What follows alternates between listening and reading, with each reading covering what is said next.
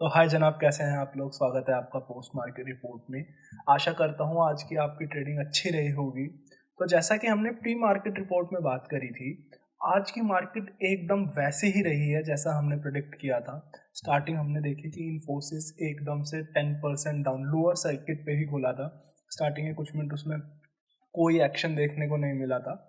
तो उस टाइम पे हमने हमारी option selling positions close out कर दी थी एंड उसके बाद उसने थोड़ा सा डाउन मूव देखा था 0.5% से 1% के बीच में, जिसके कारण हमारे जो पुट ऑप्शंस थे कवर्ड कॉल के वो हमारे एक्सेसिव प्रॉफिट में आ गए थे, जिसके कारण हमारे लॉसेस हम बहुत ही बेयर मिनिमम लॉसेस के साथ अपने उस ट्रेड से बाहर निकल पाए। एंड एचडीएफसी बैंक ने भी आज थोड़ा सा डाउनफॉल देखा है, हालांकि उतना नहीं देखा जितना कुछ लोग एक्सपेक्ट कर रहे थे। बट अभी इस डाउनफॉल से हम ये नहीं बता सकते कि उसके रिजल्ट्स कैसे थे। देखिए, ये जानना बहुत ज़रूरी है कि रिजल्ट्स के बाद कोई स्टॉक कैसा मूव करा, ये उसके रिजल्ट से ज़्यादा इस चीज़ पे डिपेंड करता है कि उसमें लॉन्ग्स कितने थे, मतलब कितने लोग उसमें बुलिश थे एंड उसमें शॉर्ट्स कितने थे। क्योंकि जिन लोगों ने लॉन्ग्स लिए थे वो अब अपनी पोजीशन क्लोज करेंगे, जिसके कारण स्टॉक गिर सकता है। जिन लोगों ने उसे शॉर्ट करा था वो भी अपना प्रॉफिट बुक करेंगे, जिसके कारण एक स्टॉक ऊपर जा सकता है। रिजल्ट के बाद हमें एटलीस्ट 2 दिन रुकना चाहिए ये जानने के लिए कि एक्चुअली स्टॉक के बारे में इन्वेस्टर्स क्या जानते हैं और इन्वेस्टर्स क्या मानते हैं कि वो कैसे बढ़ना चाहिए। अब अगर हम बात करें निफ्टी की कि निफ्टी ने कैसा परफॉर्म करा, तो स्टार्टिंग में एक बहुत शार्प फॉल देखने को मिला। बट उसके बाद निफ्टी एक बहुत स्टेडी पेस पे पूरे दिन सौर होता रहा, पूरे दिन बढ़ता रहा थोड़ा थोड़ा करके। एंड इसमें मेन कंट्रीब्यूटर्स रहे हमारे एफएमजीसी स्टॉक। एफएमजीसी स्टॉक्स ने आज सबसे अच्छा परफॉर्म करा है, स्पेशली नेस्ले ने। एंड एक बात मैं और स्पेशली बोलना चाहूँगा कि आईटीसी जो कि इतने सालों से नहीं बढ़ रहा था, एंड अब आप देख रहे हैं कि डेली डे हाई पे अपने 52 वीक हाई पे आ चुका है, जो कि मेरे को जान के बड़ा अच्छा लगा क्योंकि मैं आईटीसी में बहुत लंबे टाइम से बुलिश था। एंड अब वो अपनी ट्रू वैल्यू दिखा रहा है, क्योंकि मुझे हमेशा लगता था जितना इसका कैश फ्लो है, जितना अच्छा इसका आरओई है, ये स्टॉक एक प्रीमियम वैल्यूएशन पर ट्रेड होना चाहिए। But just because of its cigarette business ये उतने प्रीमियम वैल्यूएशंस पे नहीं आ पा रहा था, because there are some things like trending in the market, like basically environment friendly and investing in the stocks that are basically good for our world. तो मुझे कहीं ना कहीं लग रहा था इन सारी चीज़ों के कारण आईटीसी स्टॉक के फंडामेंटल्स पे फोकस नहीं किया जा रहा है। साथ में आईटीसी स्टॉक के बढ़ने का मेन कारण ये भी रहा कि उनका एफएमजीसी अदर्स का बिजनेस, जो कि जैसे कि आशीर्वाद आटा हो गया और उनके अपने ढेर कुकीज़ भी आती हैं जैसे डार्क फैंटेसी वगैरह होगी, इनसे वो जो पैसा कमाते थे उनमें कभी मार्जिन्स नहीं ला पा रहे थे इतने सालों से। पर अब धीरे धीरे देखा जा रहा है कि वो डबल डिजिट मार्जिन्स की तरफ जा रहे हैं, जो कि एक बहुत अच्छी बात है। ये है उसका फ्यूल जिसके कारण आज आईटीसी हम देख पा रहे हैं कि इतने अच्छे वैल्यूएशंस पर आ रहा है। एंड आईटीसी और निफ्टी की तो बात हो गई। अब अगर हम बैंक निफ्टी पे आते हैं, बैंक निफ्टी ने आज बहुत ही रेजिलियंट परफॉर्मेंस दिखाई। वो स्टिल एक आउट परफॉर्मर रहा as compared to Nifty 50। And उसमें सबसे ज़्यादा मेन कंट्रीब्यूशन रहा कहीं ना कहीं कोटक महिंद्रा बैंक और एसबीआई बैंक का। एसबीआई बैंक ने आज बहुत अच्छी रैली दिखाई है। कोटक महिंद्रा बैंक भी काइंड ऑफ बहुत अच्छा 1 to 1.5% के पेस पे रहा एंड 1.5% वो बढ़ा, जिसके कारण एक ओवरऑल बैंकिंग इंडेक्स में एक बहुत ही एक पॉजिटिविटी रही है, जो मुझे लगता है जिसके कारण एचडीएफसी बैंक को भी एक सपोर्ट मिला। एंड एक अपना एक लो बनाने के बाद वो पूरे दिन एक मीडियम पेस पे बढ़ता रहा एंड अपने लोज से काफ़ी हद तक ऊपर आ गया। इनफैक्ट इन्फोसिस तक अपने लोज बनाने के बाद, दिन का जो मैंने बताया, जब हमने अपनी पुट ऑप्शंस भी स्क्वायर ऑफ कर दिए थे, बाइंग पुट ऑप्शंस जो हमने अपने स्क्वायर ऑफ कर दिए थे, उसके बाद भी वो भी एक स्टेडी पेस पे ऊपर आता रहा। एंड अपनी ओपनिंग से उसने हायर पे क्लोजिंग दी है। हालांकि बीच में एक बहुत शार्प डिक्लाइन उसने देखा था, बट उसके बाद वो एक स्टेडी पेस पे बढ़ता रहा। इन्फोसिस पे भी मेरी यही राय रहेगी कि शायद वो आने वाले कुछ महीनों में, फ्रॉम बेसिकली 6 to 8 मंथ्स में, एक वापस एक रैली दिखा सकता है अगर उसकी पेस रहती है। बट हमें बहुत ज़्यादा ऑप्टिमिस्टिक भी नहीं रहना चाहिए, क्योंकि हिस्टोरिकली इन्फोसिस का पी रेशो अराउंड 19 to 22 के बीच में रहा है एंड अब भी वो उसी में ही ट्रेड कर रहा है। अगर हम जो एक पॉजिटिविटी आई थी कोविड के कारण उसको एक बात के लिए नज़रअंदाज कर देते हैं, तो इन्फोसिस में कुछ बहुत ज़्यादा अंडर वैल्यूएशन भी नहीं हुआ है। हाँ, मैं ये ज़रूर मानता हूँ कि अगर सिर्फ रिजल्ट के बारे में देखा जाए तो इन्फोसिस का रिजल्ट बेसिकली जस्टिफाई नहीं करता है जितना उसने एक करेक्शन देखा है।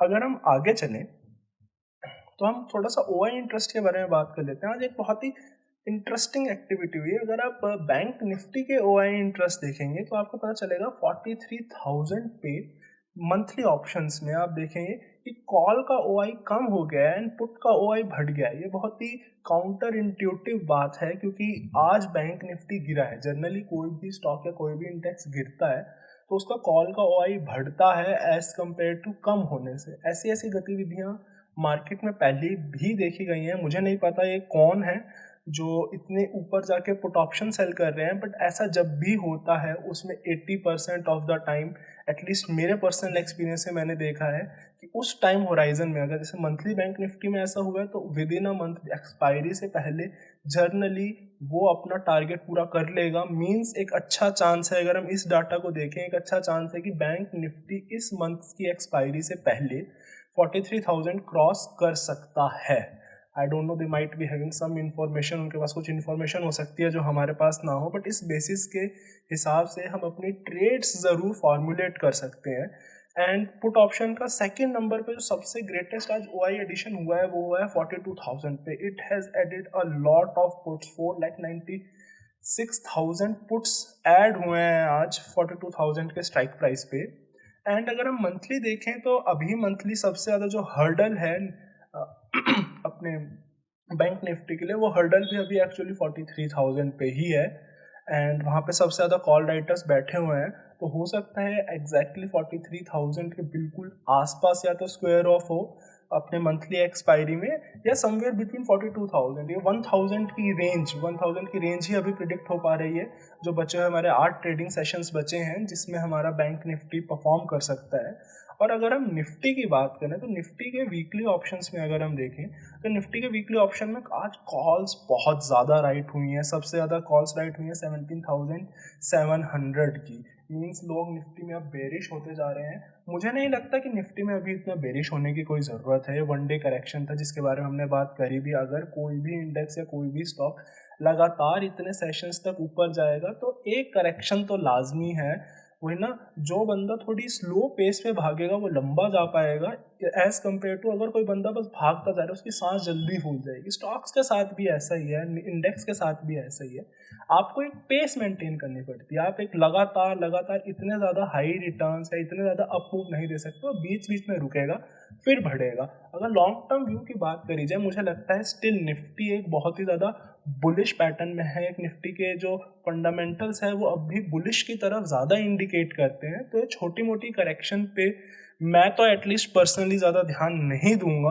हाँ, अगर उसमें कुछ ट्रेड बनी तो ऑफ कोर्स लेंगे एंड इसे एज अ बाइंग अपॉर्चुनिटी ही देखूंगा मैं अभी, एज कम्पेयर टू कि मैं ये देखूं कि अब निफ्टी में डाउन मूव आ सकता है या अब निफ्टी में मुझे बेरिश होने की ज़रूरत है। अभी मुझे नहीं लगता कि ऐसी कोई सिचुएशन है। इनफैक्ट जो भी इकोनॉमिक डाटाज देखे जा रहे हैं, जो भी इकोनॉमिक डाटाज यूएस से आ रहे हैं, इंडिया से आ रहे हैं, वो बहुत ही पॉजिटिव नोट में आ रहे हैं। सो मैं तो निफ्टी में अभी बुलिश ही रहने वाला हूँ। Within a range of 17,400 to 18,100 की रेंज मुझे लगती है कि इस वीक के बीच में रहेगी।